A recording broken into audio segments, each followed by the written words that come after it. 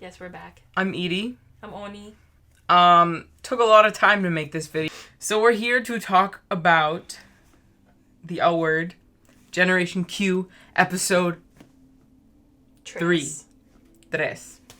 So we again took some notes, so you didn't have to.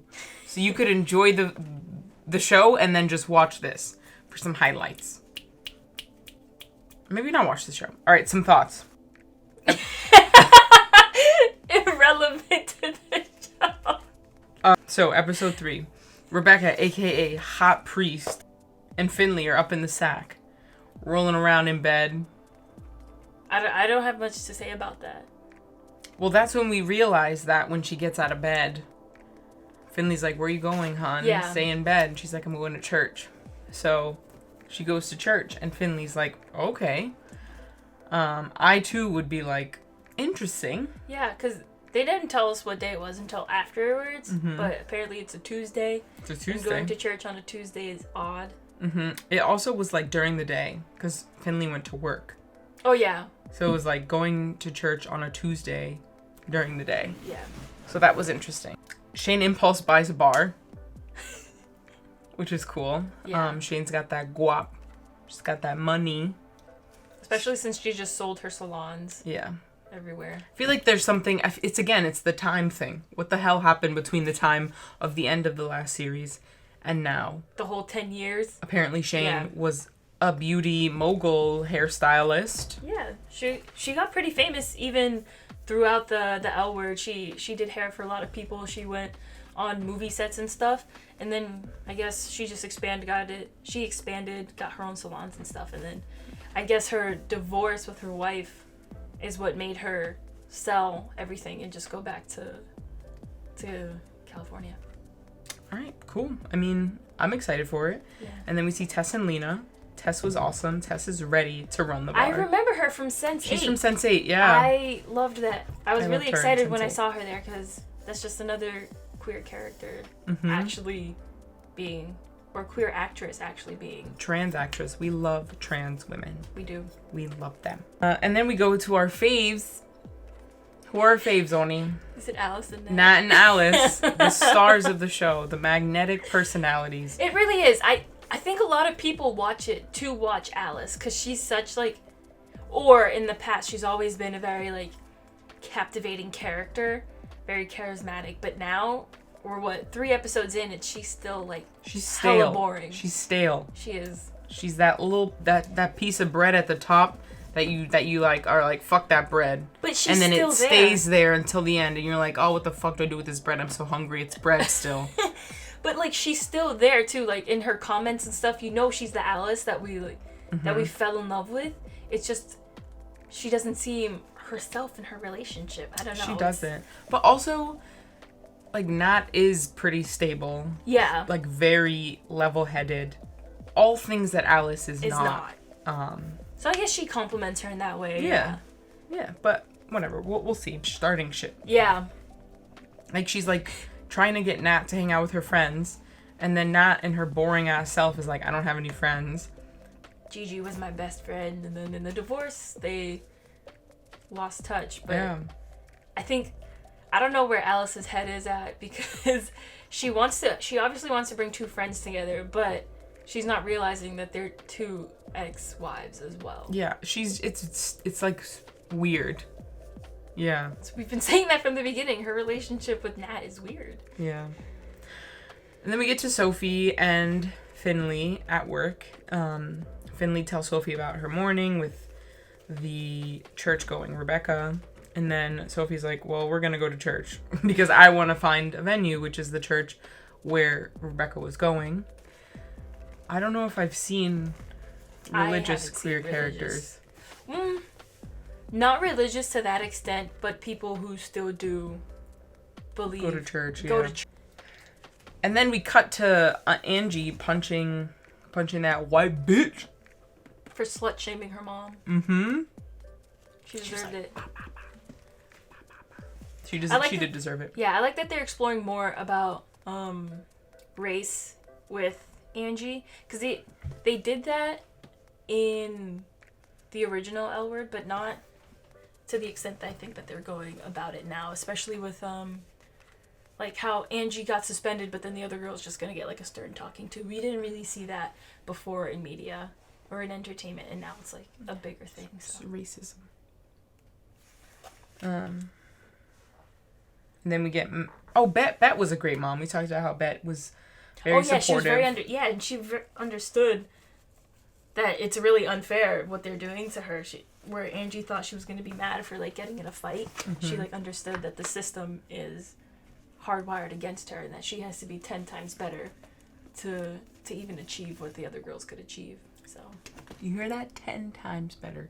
That's systematic oppression right there. Tired of it. Let's skip over this boring shit. Megan Rapinoe goes on Alice's talk show as herself. Oh yeah, I loved that. I love cute. Megan Rapinoe.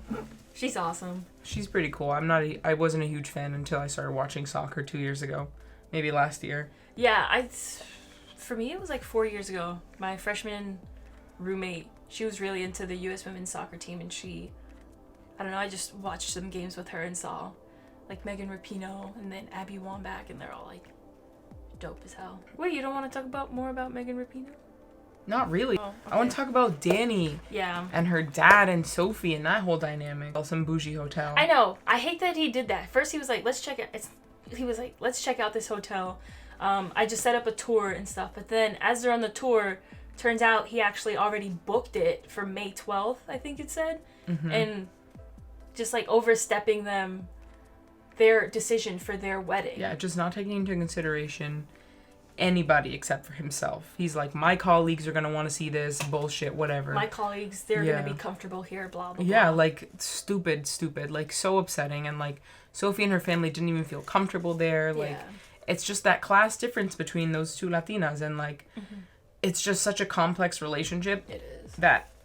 And I think we might disagree on this. I don't know how, like, Danny is going to go about this, because on the one hand she wants to please Sophie, her fiance, but then on the other hand her father is showing interest finally for something in her life that doesn't have to do with work, so she wants him to be a part of it, but at the same time she wants Sophie to be happy, but she can't have both. So it's a really hard like conflict that she's in. I agree, but I think that she's not in high school, you know, like her dad is not being interested in her playing sports, you know, and showing up to her games. It's like her wedding as an adult woman. Yeah. And I agree. I think it is hard when you're put in a situation of like what my parents want versus what my partner wants. And it's not even parents, it's just her father is the last person. Like if she disappoints him, or not necessarily disappoint, but if she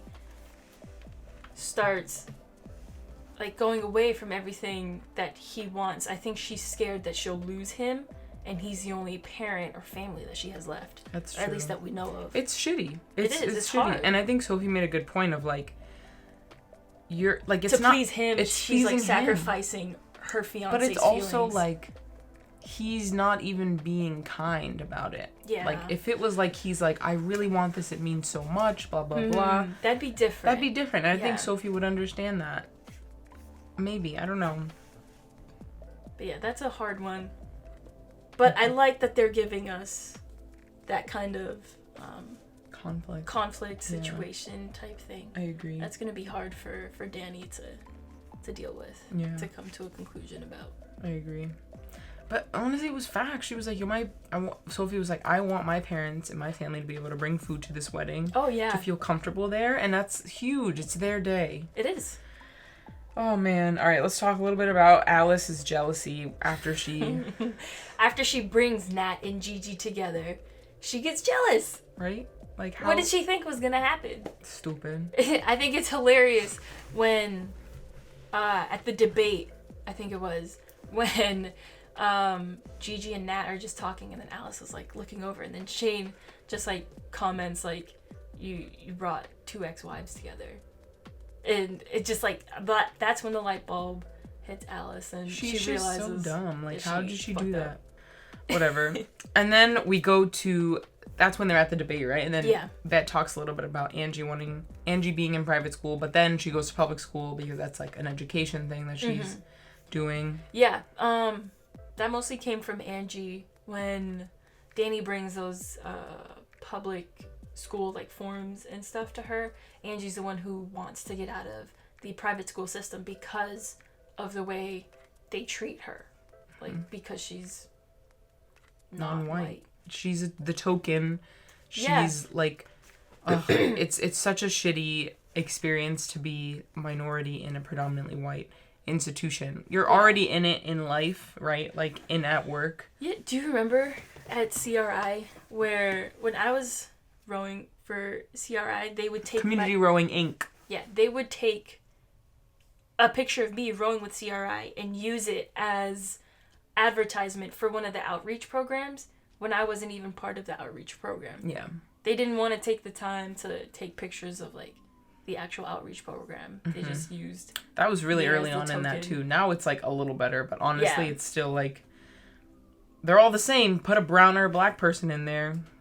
Check the box. Boom. We're good to go. But then we see, like in the final scene, Danny coming out of an elevator with one of the women from the teachers union. And she's like, Yeah. thank you so much for your support. Blah, blah, blah. And then who do we see? Felicity strolling into Beth. Hotel room. Hotel room. Strolling into Vet's hotel room. Oh. Shit. And Danny's like, And Danny sees. yeah.